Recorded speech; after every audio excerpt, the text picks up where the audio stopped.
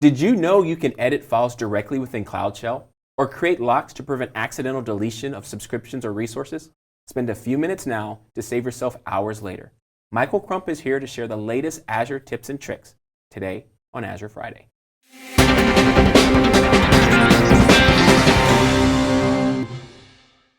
Hey everyone, Donovan Brown here with another episode of Azure Friday. I'm here with Michael and we're going to learn about the latest Azure tips and tricks.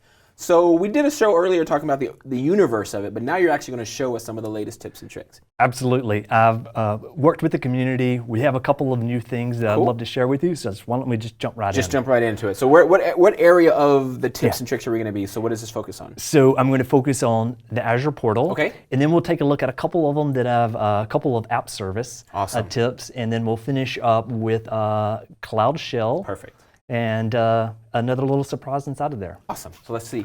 Okay, great. Okay, so a lot of people, they are already familiar with, you use the mouse to kind of click around and open up the different resources. One thing that I found a lot of people aren't necessarily familiar with is the actual keyboard shortcuts. So there is this whole list of keyboard shortcuts, and this list actually updates quite often. So if you want to quickly go to the dashboard or go to all resources, instead of going over and navigating, do like most devs. Like just click on it, use G+D in this, G+R in this, or G+A in this example to jump over to that resource. Another one that has come up often is this double click to change the theme. A lot of folks were asking, hey, okay, what if I don't necessarily, want this? Or like, oh, you're forcing me to have this double click functionality that I don't want. Well, luckily, there's actually now the ability to turn that off. So if you go inside of the settings here, you'll see that there is a button that will allow you, right there. The dashboard, Yeah, and so you can actually turn that off. Okay. One more other thing inside of Azure, when you want to know like what's kind of some of the latest and greatest, what's happening next in the world of Azure, kind of our roadmap. That also is contained right inside of here. So you can click one button, and if you're looking at, okay, so the next coming weeks, okay, cool, the Azure policy for AKS is going to be in private preview. It gives me that ability to kind of keep my mind on what's coming up next. Perfect. That way for my future projects, I'm always ready to rock and roll. Yeah, and as a Microsoft employee, it'll help me answer questions like, when are we going to get AKS in Korea? I can actually just come here and see exactly when we're going to do that. Exactly, and the nice thing here is you can show now available. I used to work in healthcare, and obviously in healthcare, we only had to use trusted bits, like 2 years later. Exactly. And so for a lot of those establishments, they have to have the ability to click and see what's currently available, and obviously you can do in preview and in development. Awesome. One other tip inside of the portal, and then we'll move right on, is that this is sometimes the default, or this is the default dashboard. Okay. Now, for me, I work a lot of private projects for maybe some demos and some of the other things, and this is kind of a boring dashboard. What a lot of folks have asked for in the past was, what if we could start here at home and see, okay, here's all my recent resources. Let's look at virtual machines, some of the top most popular things that a developer does. And again, you can absolutely do that super quick. It is right within the settings, choose your default view. And so instead of going to the dashboard, you can quickly go home. Gotcha. Why don't we switch things over and take a look at some app services? App service is one of my favorite features inside of Azure. I actually use it for a production site that I run, and it just changed my life because I used to host on a VM, and you'd have to service pack it and reboot it and all the things that owning a VM is about. Then you go to app service, and your life is just a virtual directory essentially, right? You never worry about the OS, you never reboot it. Deployment slots give me zero downtime deployment. I cannot say enough nice things about app service. It's one of my favorite features. So any tips and tricks that's going to make it even cooler is going to be awesome. Yes, absolutely. So one of the things that once you spin up or you create an app service, in this example, there is quick start guides. So I created just a blank Azure app service. I can click on this button, and whatever stack that I'd like to do, it gives me that full guidance. Now, a lot of people, they already know what they're building or whatever, so this is primarily good for new developers that are new to the platform. But another thing that is in here is this diagnose and solve problems. At first glance, you may think diagnose and solve problems is only about, let's solve problems. But it also has things in here, such as best practices. Oh, very cool. For myself, I know the code part of it, but I don't necessarily know like some of the best practices with things like auto scaling. And so it brings up this little wizard, and you can just kind of click through it, and it will diagnose your current web app. And from there, it can give you recommendations on what you can do better. And then even if you have like connection strings, or that you want to validate and test, you can do that sort of thing, as well as troubleshooting, just like the name here suggests. So there is quite a few options that you can do, like SSLs and domains. Right. The other cool thing here is deployment slots. Most folks know what deployment slots are. They allow you to have two separate types of web applications, and you can switch over to one another. But you may be familiar with testing in production, which was what we called like our traffic, changing traffic percentage from one area to the next. Now that's been moved up into deployment slots. Okay. So if I wanted to, I have a production Azure Friday account here, and if I wanted to change the traffic to say, let's put 40% to my other site, I now could apply these changes, and 60% would go to my production site, and then 40 would go to my other site. But now you can do that right here. It's all managed within the deployment slots. Right, and this allows you as a developer to be able to start testing how those new changes are going to be received by your users without turning the switch all the way on for everybody. So if it is a bad experience, only 40% of the people are going to be affected, but you'll be able to then watch the telemetry of that 40% and say, okay, do we need to turn this up, or do we need to turn it back down and put everyone back in production? Yeah, absolutely. Okay. And that is perfect for like A/B testing. Exactly. Canary deployments, all that kind of stuff. Excellent.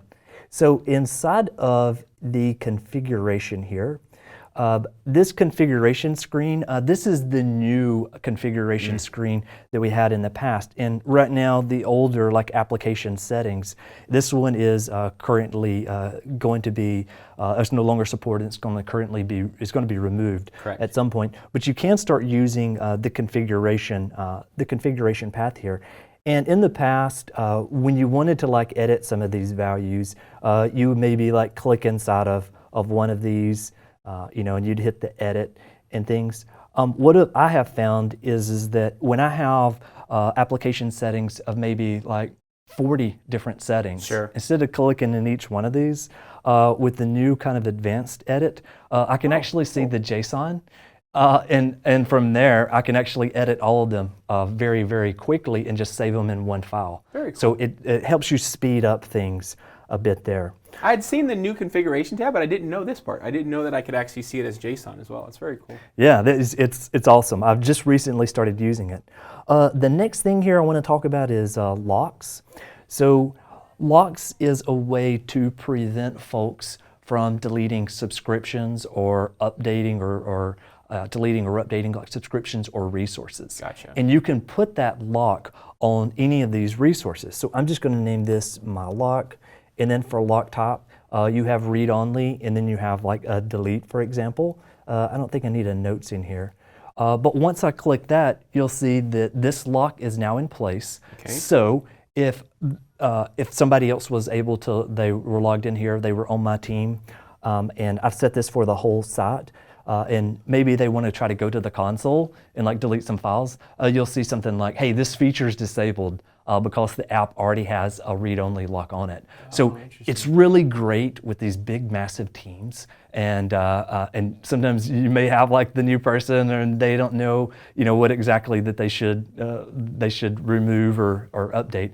And with locks, you can turn that on really within seconds. Yeah, I find this could be really important too, because a lot of us are starting to use the Azure CLI, we're starting to use Azure PowerShell, and you can do some really dangerous things in there. For example, get all resources groups and then pipe it to remove all resources groups, and you literally can flush your entire subscription. I do that on one of my subscriptions because it's just for demos, but if there's something in that subscription I really need to stay around, but I want to be able to do a mass deletion, I could do this and say, when I run that command in the future, delete everything except this one resource. Yep. Awesome. Yeah, very cool. And it's just amazing some of the things you can do there. So let me go back up really quickly to logs, and just because this next feature requires this resource to be unlocked, I'm going to delete that, and I'm going to go down into alerts. So this is one of my absolute favorite features. Is that inside of alerts, and most folks have kind of seen, you can create alerts to do things like CPU usage, which is kind of an example I'll use here. I'm just going to take the first one here, which is CPU time. This should be a familiar screen to everybody, but one button that's brand new is actually the button that's located down at the bottom. And this is called Preview. And it's called Dynamic Preview. And so I don't necessarily know a lot of the infrastructure side of things, especially when it comes to what is the CPU time or CPU percentage that I need to either scale up, scale down, and even if I want to create and send out alerts, to the team to go take a look at this. You can actually turn on this dynamic, and what this will do is this will use machine learning, and it will watch your application. And whenever there is and over time, it can create the recommendation defaults for you. So a lot of the hard work, and when you look at all the different things that you can monitor, this takes a lot of that hard work out. And you can send it to folks via SMS, which I do with some of my more important ones, and as well as email, and there's a million other hooks to send those alerts and make sure folks see it. Perfect. So this could save you a lot of money, where if you set these numbers incorrectly, you could be scaling up or scaling out way prematurely and then paying for all this compute you're not really utilizing. But allowing it to actually analyze my app over time, it's going to be able to fine tune those numbers and say, you really need to scale out at this number, not at the one you had before. Absolutely. Okay, got it. Yeah, and it's golden for me. I'm already starting to use it in some of my other personal apps. I'll switch over and show you something kind of quick in Cloud Shell. Okay. So Cloud Shell is obviously accessed. You can click at the top here, and this little button that I'm hovering over, and you can see that you've got a Cloud Shell, and inside of this is a great way to manage your Azure resources and so forth. But the Cloud Shell doesn't just exist inside of the Azure portal. Obviously, you can go and you can see things like the Cloud Shell inside of our documentation. Yes. So this was really, really nice for me, was that when I want to test something out, a lot of our docs already supports this. And so I can come in here, and if I want to try this, I can copy this out, come back over here, and I can paste it. I can even have Cloud Shell on my mobile phone as well. I've done that before. Isn't that awesome? But one thing that I want to show you with Cloud Shell is that kind of in the past we kind of did this touch my new file.txt. If we were creating a new file, then we may go nano my new file.txt. And from here, we're in this editor. And I don't know if you're like me, I can barely ever exit out of these. Never. And I may not even be able to today. Yes, it's very scary. But you can go into that and you can create that. Well, Visual Studio Code is what I know and love. And so I can simply go code my new file 1.txt. And from here, this is actually a shell of Visual Studio Code. So this, to me, looks a lot better.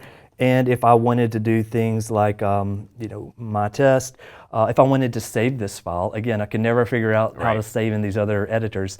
I can do the same command that I'm doing in Visual Studio Code that's running on my machine, which is just like a Command S. Right. And so now that file is saved. And you'll see some of your favorite things like save, open files, and even the command palette has some options available there. But use code if you're in Cloud Shell. It makes life easier. This is great to me. Yeah, I'm intimidated. When you typed nano, I kind of got a little intimidated right away because I couldn't help you get out of there if you got stuck. But in code, it's like you said, I love code because I use it on my Mac, I use it on my Windows, I use it in my Linux, and now I can use it in Cloud Shell. So I don't have to learn new keyboard shortcuts. I don't have to learn how to exit if it's a Q or a W or which way they go, if I'm going to save my file or not. So yeah, this when I saw this come out, I was really excited because every once in a while you need to make those quick edits, like right there in Cloud Shell, and now you can use code instead. Oh yeah, absolutely. Fantastic. So we are learning all about the latest Azure tips and tricks here on Azure Friday.